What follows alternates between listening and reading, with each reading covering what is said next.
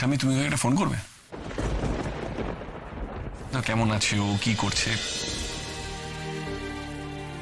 আমি কথা বলবো না, আমি চুপ করে থাকবো, তুমি কথা বলো।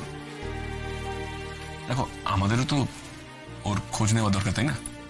দেখো তুমি ওর খবর নিলেও কিছু মনে করবে না, বরং যদি ও কোনো অসুবিধায় থাকে বা কিছু নিয়ে ও যদি কোনো অশান্তিতে থাকে, ও তোমার সঙ্গে শেয়ার করতে পারবে। আর যদি শেয়ার করে তারপর তারপর আমাদের দিক থেকে কি করার আছে? ওর ভাগ্য ওকে বুঝে নিতে দে। যদি বুঝিস ও ভালো নেই, কি করবি তুই? তুই কিছু করতে যাওয়া মানে তাকে আরো খারাপের দিকে ঠেলে দেওয়া, সেটা তো তুই বুঝিস। কিছু করবো না, আমি শুধু শুনবো, শুধু কেমন আছে শুনবো। আমি জানি না তোর এই আবদারে আমার কোনটা করা উচিত। ছাড়ো না, কেন তুমি বারবার এমন করো? ভাল লাগে না আমার। কি করি আমি? কি করি বল না? যেমনটি আর পাঁচটা স্বামী করে আমিও তো তাই করি। আচ্ছা তোর কি সমস্যাটা বলতো আমাকে নে, কি সমস্যা? এলাজু তোর কি আমাকে মনে ধরে নে? বল না রে, তুই কি আমাকে ভালোবাসিস নে? সেই কথা কি আমি তোমাকে কোনো কালে বলেছি? তোমাকে আমার মনে না ধরলে আমি কি তোমার সঙ্গে ঘর করার জন্য এত কাণ্ড করতুম?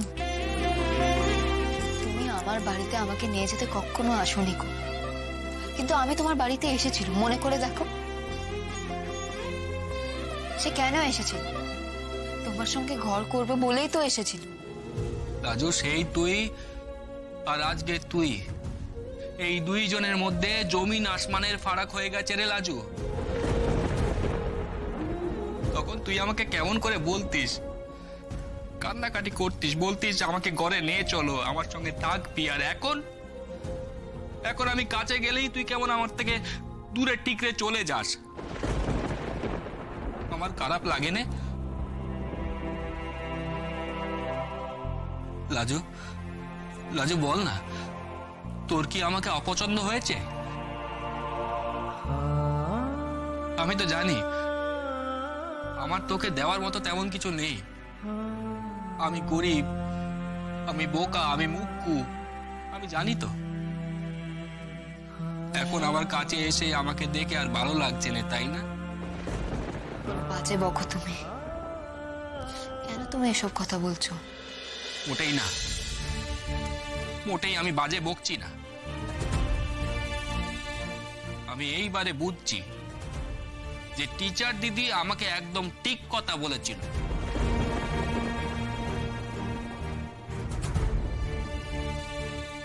কি বলছিল তোমাকে বনলতা দিদি?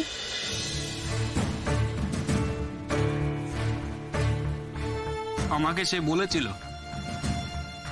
গাঁয়ের লোকেরা শহরে বেশি দিন থাকলে তারা এমনি হয়ে যায়, তখন আর তাদের গাঁয়ের লোকেদের মনে ধরেনি।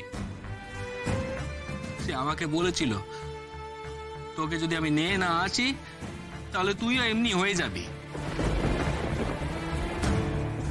কিন্তু এখন তো আমি তোকে দেখে বেশ বুঝতে পারছি যে তুই তেমনি হয়ে গেছিস লাজু। হ্যাঁ গো, কবে তোমার এত কথা হলো বনলতা দিদির সঙ্গে? এই জন্যই কি তুমি এমন মরিয়া হয়ে আমাকে ওই বাড়ি থেকে নিয়ে এলে? না না, তা কেন হবে? সে তো আমাকে টিচার দিদি অনেক আগে বলেছিল।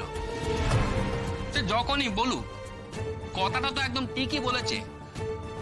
তোকে তো দেখে বেশ আমি বুঝতে পারছি। কিসে তোমার মনে হলো যে আমার তোমাকে আর পছন্দ হচ্ছে না? বারে তুই আমাকে বোঝাতে আর কি বাকি রেখেছিস লাজু?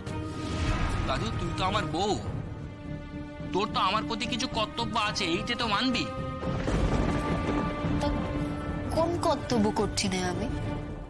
তোমার বাপ মায়ের খেয়াল রাখছি, ঘরের কাজ করছি, বাসন মাজছি, জামা কাপড় কাচ্ছি, রান্না বান্না করছি।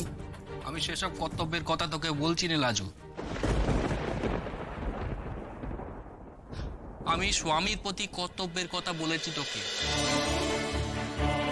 কেন আমি তোকে কাজে টানলে তুই ধরা দিস নে? কেন তুই পালাই পালাই করিস? কেন এটা সেটা বলে আমাকে দূরে ঠেলে দিস? কেন বল না। তুমি যে কথা বলছো তার জন্য আমি তৈরি নয়। আমি তোমাকে আগেও বলেছি, আমরা আগে নিজেদের পায়ে দাঁড়াই, লায়ক হই, তবে ওইসব ভাববো। তুমি কেন এই কথাটা বুঝতে চাইছো না বলো তো?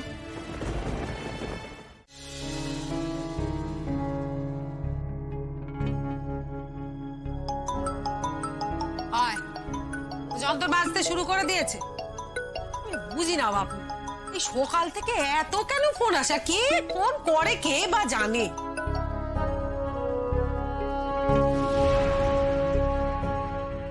আগা, আজকে সকালে আমার ছেলেটা শুধু মুখে বেরিয়ে গেল, কিছু কইলে নে মুখ ভার করে চলে গেল।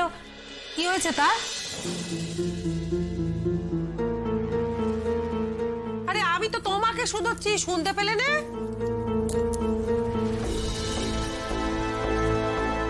বলি, আমার ছেলে সুদেব সকালবেলা বাড়ি থেকে বেরিয়ে গেল, কোনো কিছু খেলে নে। আমি তাকে শুধোলুম কত কথা, একটু উত্তর করলে রে? আরে বাবা, আমার ছেলেটা তো এরকম নয়। এতক্ষণ ধরে বাইরে দোকানে থাকবে, কোনো টিফিনও নিলে না না না না। আমার ছেলেটা তো খিদে একেবারে সইতে পারে না। কি হয়েছে কি তার?